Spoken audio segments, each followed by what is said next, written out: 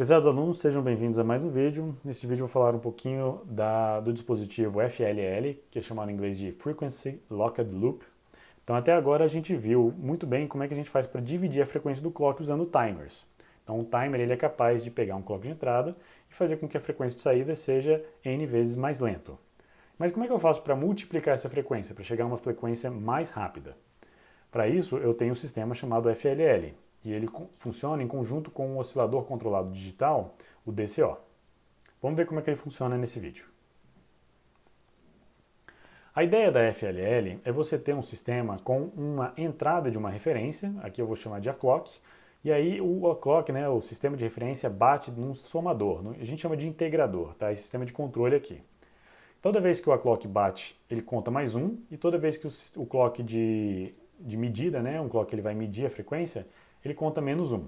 Então a ideia é perceber se esse sistema de controle está derivando, se ele vai avançar, se ele vai somar muito ou se ele está subtraindo muito. Então para onde ele for, eu vou tentar ajustar de certa forma um gerador de clock para tentar compensar essa frequência. Então a ideia desse sistema de controle é igualar essas duas frequências. Ele quer que eu tenha n batidas positivas e n batidas negativas para somar zero aqui no controle. Então, se o A-clock estiver indo mais rápido, ele perceber que o A-clock está indo mais rápido, ele vai perceber que ele vai ter que acelerar o clock de baixo, que está no loop, que é o que ele pode controlar. Então, ele vai acelerar o sistema de gerador de clock digital. Então, ele controla um oscilador digital, que é controlado digitalmente, e ele faz ele acelerar. Ele tem ajustes finos com não só o oscilador digital, mas também um modulador. Esse clock pode ser dividido por um divisor D, e depois eu volto e divido por mais um divisor de n, tá? Então D vezes n mais 1 aqui no caso, é o que dá o divisor total desse clock aqui. Então a ideia é que esse clock esteja muito mais rápido do que o clock de referência, e ao dividir os seus valores, o clock de saída dividido por D vezes n, chega a um clock mais lento, que é o que eu vou tentar igualar com a clock. Então dessa forma eu tenho uma maneira bem eficiente de gerar um clock, o chamado FDCO, que é D vezes n mais 1 mais rápido do que o clock de referência. No nosso MSP430, a FLL ela tem a seguinte forma. Nós temos um gerador de offset, que é onde nós vamos selecionar o range, o alcance do nosso DCO. Depois eu tenho bits de controle do DCO e do modulador. Esses bits são controlados, eles podem ser controlados manualmente pelo usuário ou podem ser controlados automaticamente pelo integrador de frequência, que é o sistema de controle. Esse sistema integrador de frequência vai receber duas frequências aqui, uma frequência de referência, que a gente vai chamar de FLL-REF, e uma frequência de medida, que vai medir o que está saindo do DCO dividido por um divisor D multiplicado por um divisor n mais 1. Então esse sistema aqui é o sistema de controle de frequência. A referência a gente vai escolher de tal forma que ela seja uma referência precisa, para que a gente tenha um clock digital mais rápido que a referência, mas que tenha uma precisão equiparável à precisão de um cristal.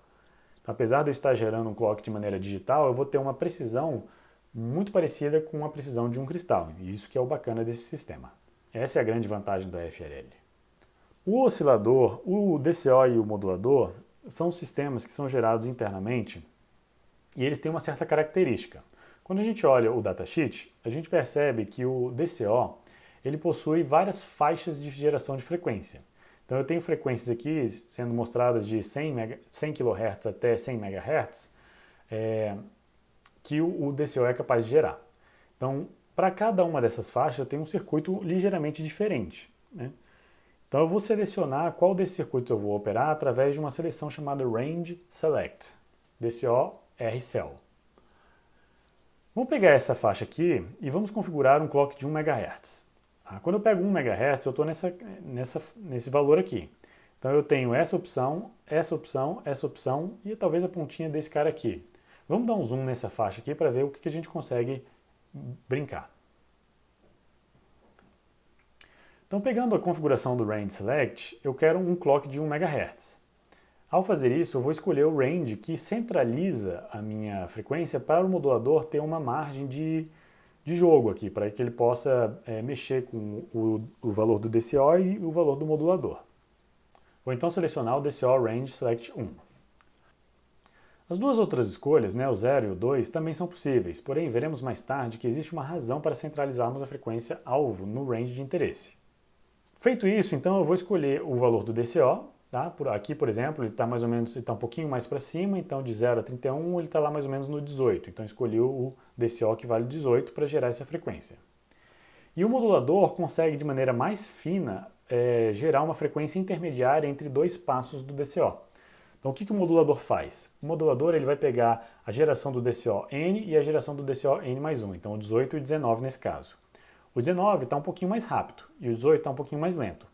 E aí ele vai misturar essas duas frequências para que num pulso eu tenha uma frequência e no outro pulso eu tenha outra frequência, uma frequência um pouco mais rápida.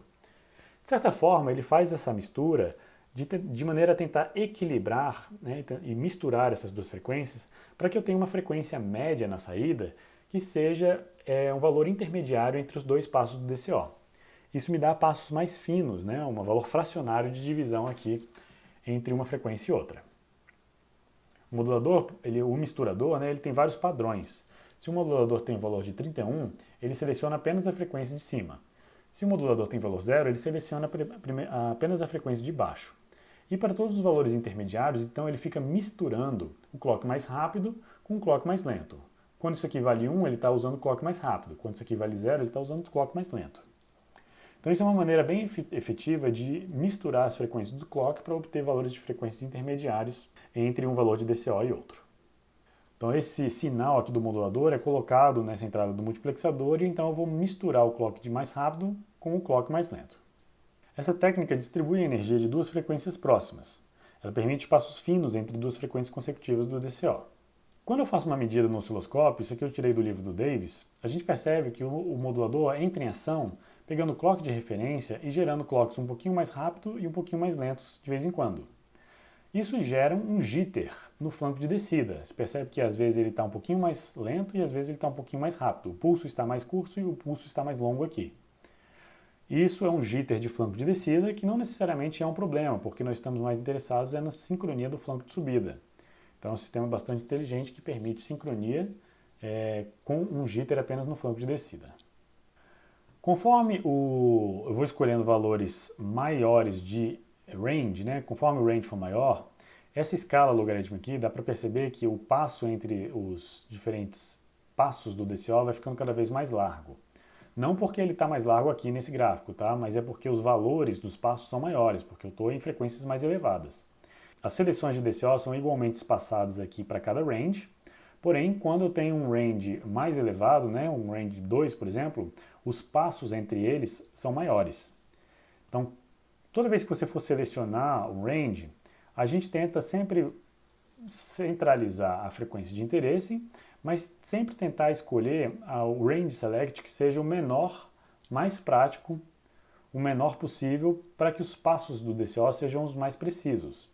Então, na escolha do nosso exercício, eu escolhi o range select igual a 1, né, para a frequência de 1 MHz, aqui, porque o 0 estava muito no limite aqui, eu achei que aqui ia ser meio ruim de escolher. Esse cara aqui eu poderia escolher numa boa, né, ele tem faixa suficiente para trabalhar aqui, o DCO no modo automático ele pode trabalhar aqui sem problema. Mas aqui os passos são mais grosseiros do DCO. Nesse caso aqui, eu sempre escolho o menor porque aqui os passos do DCO são mais finos. Então a gente sempre vai fazer essa escolha e sempre evitar quando o seu sinal está muito próximo do limite, tá? Porque aí o DCO para de ser tão efetivo assim. O sistema automático de escolha do DCO não consegue escolher tantos valores. Então no modo automático, quando a gente deixa o próprio MSP escolher o valor de DCO e do modulador, a gente deve escolher o DCO range que centralize a frequência. Isso garante que o modulador tenha mais flexibilidade. Na verdade, a ideia aqui é escolher o range que seja o menor possível e que não esteja num limite, né, superior ou inferior da escolha do range, né, da escolha da frequência que você quer usar. Resumindo então o que a gente viu hoje, a frequência do DCO ela é calculada de tal forma que você gera uma frequência de referência.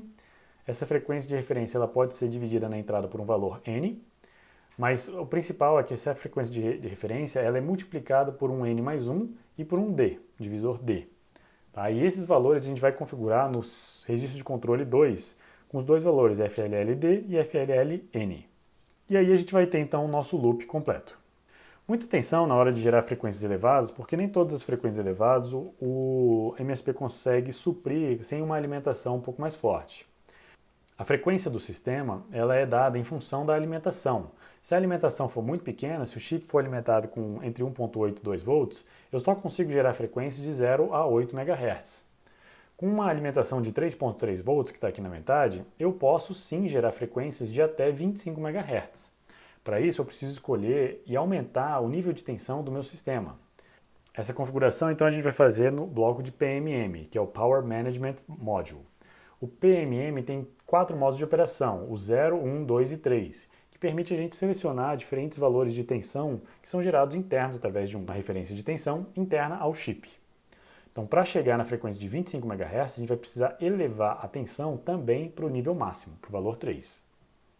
Então, tenham em mente que para elevar a frequência, você precisa também elevar a tensão de alimentação. E é isso, pessoal. Com isso eu concluo o vídeo de hoje. Eu gostaria que vocês soubessem que todos os 3 clocks, o A-clock, M-clock e SM-clock, são gerados a partir das diferentes opções que a gente tem no microcontrolador. Seja ele o cristal de baixa frequência, o cristal de alta frequência ou o clock gerado pelo DCO, através da FLL. Nós temos também clocks de baixa frequência gerados internamente, como o VLO e o Ref Oscillator. Esses clocks são todos escolhidos, são todos usados para a gente poder escolher as saídas do SM-clock, do M-clock e do A-clock. Então vejo vocês agora na nossa aula síncrona para a gente ver como é que a gente trabalha com esse cara na prática.